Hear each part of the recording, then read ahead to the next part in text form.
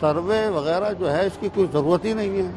हमेशा से 100-125 साल से ये मदरसे चल रहे हैं। पहले खोलें और हम उसका रजिस्ट्रेशन करा रहे हैं वहाँ पर, और रजिस्ट्रेशन न कराएं हम तो फिर जांच करें कि भाई आपने रजिस्ट्रेशन क्यों नहीं कराया। 16,500 मदरसों के 24,000 अध्यापक पिछले 55 महीने से अपनी सैलरी से वंचित हैं।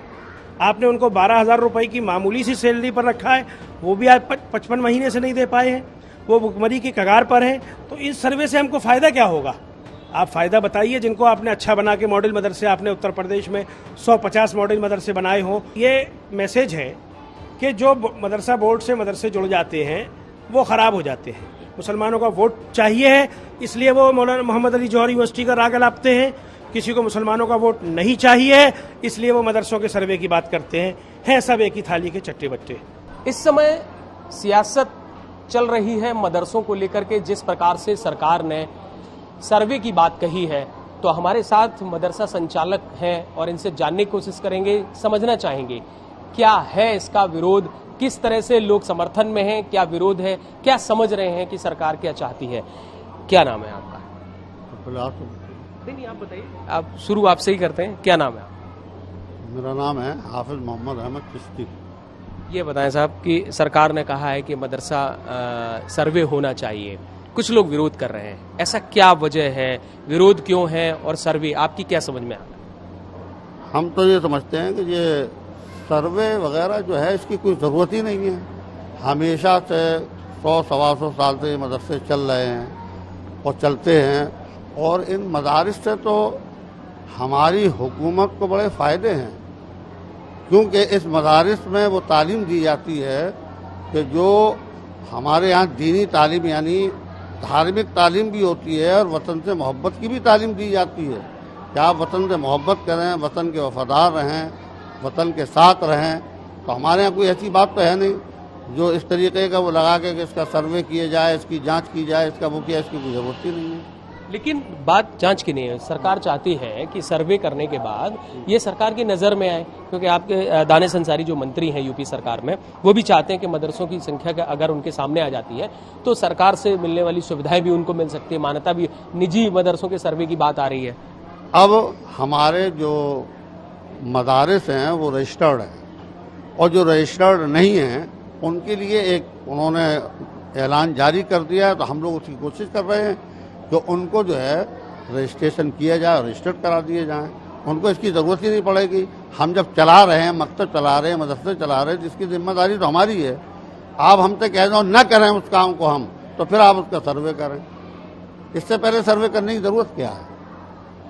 आप हमें एक ऐलानिया जारी कर दिया, उस पर हम अमल करेंगे। आप खोल दें उसकी, उन्होंने जो मान्यता वगैरह बंद कर रखी है वो पहले खोलें और हम उसका रजिस्ट्रेशन करा रहे हैं वहाँ पर, और रजिस्ट्रेशन न कराएं हम तो फिर जांच करें कि भाई आपने रजिस्ट्रेशन क्यों नहीं कराया। सरकार अगर उसमें से सुविधा देने की कोशिश कर रही है कि अगर आपके मदरसों में जो भी सुविधाएं सरकार की तरफ से वो जो प्लान कर रहे हैं, तो क्या उसमें कुछ ऐसा लगता है कि वो भाई सुविधा कोई नहीं मिल रही है। ये मदारिस ज़्यादातर अपना हम लोग खुद ही चलाते हैं, इसकी लोग खुद ही मदद करते हैं, समझे आपके नहीं।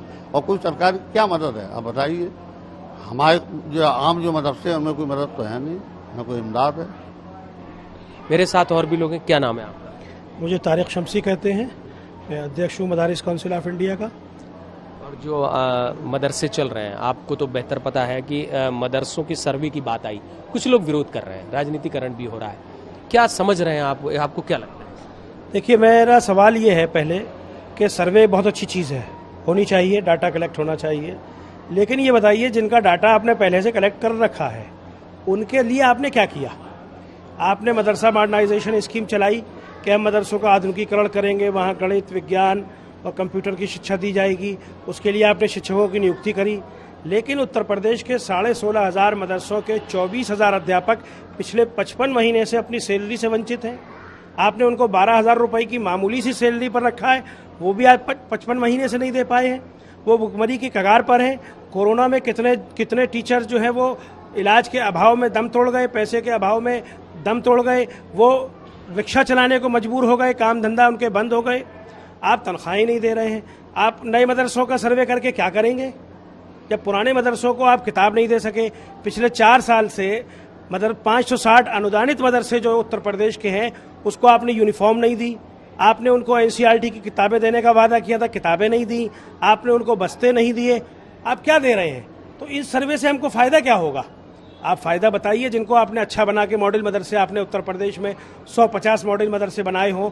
2017 में आपने मदरसों का पोर्टल बनाया था, आपने कहा था पारदर्शिता आएगी, गुणवत्ता आएगी, क्या क्या आपने वादे बताए थे, लेकिन आज तक कुछ आपने किया हो? 10 मदरसों के नाम बता दें उत्तर प्रदेश के अंदर हमें कि हमने ये मॉडल मदरसे बनाए हैं, यहाँ हमने पूरा जो है सबको जो है स्मार्ट क्लास दे दिए हैं इन मदरसों को। तो दूसरे मदरसे प्रेरित होंगे, आपसे जुड़ेंगे, आपके सर्वे में सहयोग करेंगे। वो जब देख रहे हैं जिनको आप पहले से साथ में लेकर आए, जो आपके लॉलीपॉप से आपसे प्रभावित हो गए, वो आज अपने को ठगा सा महसूस कर रहे हैं। तो स्वाभाविक है, आपकी नीयत पर लोगों को शक होना स्वाभाविक है। लेकिन जैसे आप मदरसा संचालक हैं, आपको लगता है कि गवर्नमेंट अगर सर्वे की बात कर रही है तो चीज़ें हैं कि वो उनकी मंशा क्या है, और वो चाहते हैं, दानिश अंसारी साहब जो मंत्री हैं वो भी ये कह रहे हैं कि सरकार के नज़र में आएगा तो सरकार से मिलने वाली सुविधाएं भी आगे संभावित रहेंगी, चीज़ें भी बढ़ेंगी। भाई मेरे, संभावित तो हम जब देखें आपने क्या किया किनके साथ। भाई हम अपने किसी पड़ोसी के साथ अच्छा सलूक करेंगे तभी तो सामने वाला देखेगा कि ये इनका बर्ताव सबके साथ अच्छा है, तो हम भी इनके पड़ोस में अपना मकान बनाएं। जब हम ये देख रहे हैं कि आपका व्यवहार अपने पड़ोसी के साथ अच्छा नहीं है, आप उससे कहते हो तुमको आओ खाना खिलाएंगे और घर पे बुला के भगा देते हो, दुत्कार देते हो। आपने उत्तर प्रदेश मदरसा शिक्षा बोर्ड का रिजल्ट 2 महीने पहले डिक्लेयर किया, आप कह रहे हैं मदरसों को हाईटेक कर रहे हैं मदरसों। आपके बोर्ड का क्या हाल है? 2 महीने पहले जुलाई में हमारे माननीय अल्पसंख्यक कल्याण मंत्री, मदरसा बोर्ड के माननीय चेयरमैन, प्रमुख सचिव, डायरेक्टर सब ने बैठ करके मदरसा बोर्ड का रिजल्ट डिक्लेयर किया और कहा हमने रिकॉर्ड टाइम में इम्तहान करा के रिजल्ट दे दिया। आज तक मार्कशीट से वंचित है बच्चे, दूसरे स्कूलों में प्रवेश नहीं ले सकते। आप कह रहे हैं मदरसे के बच्चों को मुख्यधारा में लाएंगे। सितंबर चल रहा है, अभी तक पाठ्यपुस्तक नहीं मिली है, क्या मुख्यधारा में आएंगे बच्चे? नहीं, अगर सरकार की नज़र में आती है कि जो प्राइवेट मदरसे चल रहे हैं वो अगर सरकार की तरफ से उनको आज लाभ नहीं मिल रहा है, लेकिन अगर भविष्य में भी मिले तो ये शुरुआत तो होनी चाहिए। नहीं तो जिनको आप कर चुके हैं, मेरा बार बार आपसे यही कहना है कि जिनको हम देख रहे हैं सामने वाले को रोटी नहीं मिल रही है आपसे जुड़ने के बावजूद, तो आपको क्यों जुड़ेगा? वो क्यों अपने आपको अपने साथ खड़ा करेगा? वो भी अपने को अच्छा।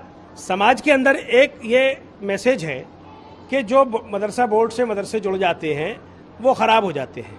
क्यों? बेसिक शिक्षा का हाल आपके सामने है, एडेड माध्यमिक स्कूलों का हाल आपके सामने है। क्यों कोई आईसीएसई और सीबीएसई बोर्ड में जाना चाहता है बच्चा? माध्यमिक शिक्षा परिषद के एडेड कॉलेजों में छात्र संख्या निरंतर घट रही है, क्यों जाना चाहता है? इसीलिए क्वालिटी एजुकेशन के लिए आज़ाद मदरसों में लोग जाना चाहते हैं। क्यों आपके साथ टैग लगाएं, ठप्पा लगाएं और उनका मेयार डाउन हो? तो क्या जैसे मदरसों में आज जो पुरानी शिक्षा पद्धति चल रही, साथ में अगर आधुनिक शिक्षा है, कंप्यूटर है, साइंस है, इसको भी पढ़ाया जाए तो क्या दिक्कत? बिल्कुल पढ़ाया जा रहा है, ऑलरेडी पढ़ाया जा रहा है। ये आप प्रोपेगेंडा कर रहे हैं मदरसों के बारे में खराब। कौन सा मदरसा ऐसा है हिंदुस्तान का या उत्तर प्रदेश का जिसमें कंप्यूटर लैब ना हो, जिसमें साइंस लैब ना हो, जिसमें मैथमेटिक्स ना पढ़ाई जाती हो? मदरसों ने तो ये 1920 में नदवतुल उलमा के तहत आंदोलन चलाया था कि मदरसों को आधुनिक शिक्षा से जोड़ा जा रहा है, और नदवतुल उलमा और उससे जुड़े हुए सैकड़ों मदरसे हिंदुस्तान के अंदर, उत्तर प्रदेश के अंदर आधुनिक शिक्षा उनके सिलेबस का पार्ट है। Mathematics, science, geography, history, computer, physics, chemistry, तिब, ये सब पढ़ाया जा रहा है। अलजेब्रा, ये सब पढ़ाया जा रहा है मदरसों के अंदर, और हमेशा से पढ़ाया जा रहा है। 1920 से नदवा तहरीक है, उसमें पढ़ाया जा रहा है। तो अब अगर संख्या गिनती हो जाती है तो क्या दिक्कत है उसमें? सरकार के पास पहले से डाटा है।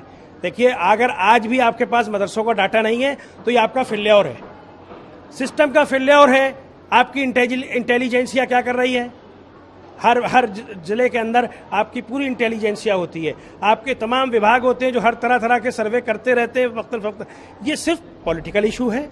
आप इसके जरिए से वोट बैंक अपना बनाना चाहते हैं, जैसे आप मियां की चूड़ी टाइट करके ये दिखाना चाहते हैं अपने वोट। 2024 का चुनाव आपके सामने, आप उसके लिए ये सारा तमाशा कर रहे हैं। मैं यही कहना चाहता हूँ। लेकिन जैसे अभी ओबीसी साहब ने भी विरोध किया, जैसे ही आया कोई किसी चीज का, तो मुझे लगता है कि जो और लोग हैं जो राजनीति से जुड़े हुए हैं वो लोग तुरंत विरोध करते हैं। तो कभी चर्चा होनी चाहिए। बिल्कुल होनी चाहिए। हम किसी चीज, देखिए, हम विरोध और समर्थन तर्कों के आधार पर कर रहे हैं। हमारे तर्क हैं, उसका जवाब हमारे दानिश अंसारी साहब कल नहीं दे सके, सुब्रत पाठक साहब कल नहीं दे सके, और एक बार नहीं 20 धरने, 20 मुलाकातें, 20 बार रिप्रेजेंटेशन के जरिए हम मांग कर चुके हैं कि हमारी ये जायज़ समस्याएं हैं, इनको कीजिए।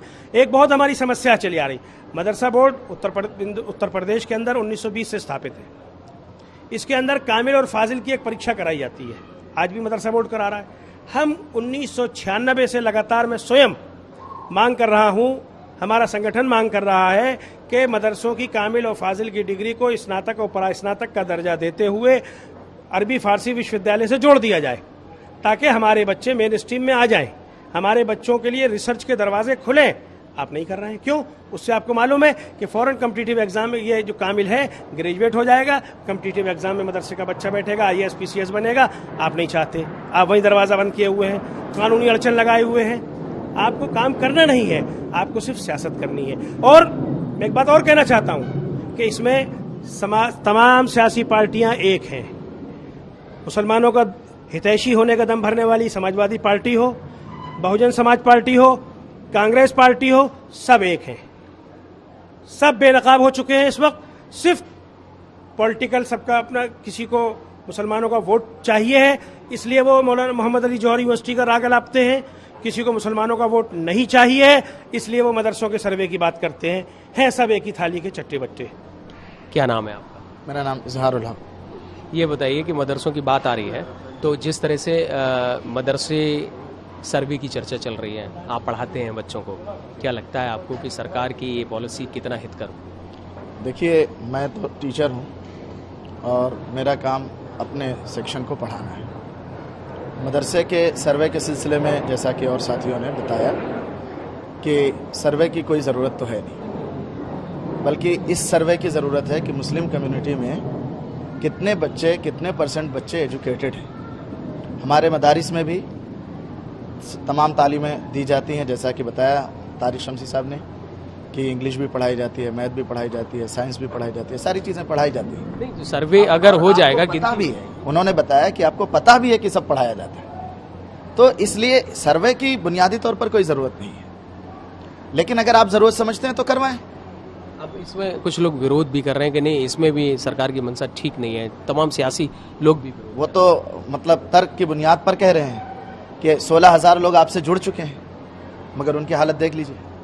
जब उनकी सैलरीज आप इशू नहीं कर पा रहे हैं, उनकी ज़रूरियात का ख्याल नहीं कर रहे हैं आप, तो फिर नए मदारिस के बारे में आप जो सोच रहे हैं, पहले उनको साबित करिए। उनको साबित करेंगे, दूसरे लोग खुद जुड़ेंगे।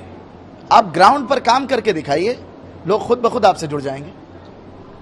देखिए, मेरे साथ यहाँ पर कुछ मदरसा संचालक थे जिन्होंने अपने तर्कों पर ये बताया कि सरकार का फेलियर है, सर्वे कराना अच्छी बात है, लेकिन सरकार की तरफ से मिलने वाली सुविधाएं और जो भी उनकी मंशा है वह भी स्पष्ट होनी चाहिए। इससे पहले भी जितने मदरसे चल रहे हैं उनकी उस शिक्षा के कई ऐसे सर्टिफिकेट्स हैं जिन पर अभी तक सरकार ने बैन लगा रखा है, उनको पार्टिसिपेट करने का मौका नहीं मिल रहा है। लेकिन देखने वाली बात होगी कि मदरसा सर्वे को लेकर के जिस तरह से सियासी हलचल तेज है, वहीं मदरसा संचालक भी इससे संतुष्ट नहीं दिखाई दे रहे हैं। मैं अमित तिवारी, यूपी तक, इटावा।